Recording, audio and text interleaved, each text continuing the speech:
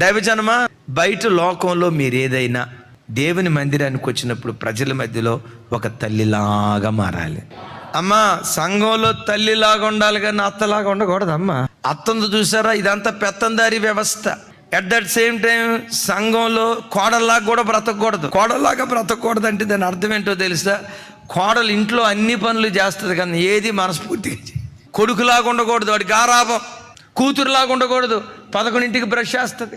వీళ్ళతో పాటు ఇంట్లో ఇంకొక ఆయన ఉంటాడు, మామయ్య. కళ్ళతో అన్నీ చూస్తాడు కానీ కళ్ళుండి చూడలేని కబోది. సంఘంలో అత్తలాగా ఉండకూడదు, కొడుకులాగా ఉండకూడదు, కోడల్లాగా ఉండకూడదు, కూతురులాగా ఉండకూడదు. ఎలా ఉండాలి? తల్లి అన్ని బాధ్యతలు మీదేసుకుని ఓర్పుతో సహనంతో తల్లి ఇంటిలో బానిస పనిచేస్తుంది, దాసురాలిగా పనిచేస్తుంది. సంఘంలో ప్రతి బిడ్డ అలాంటి దాసులుగా దేవుని కొరకు మారుదురుగాక.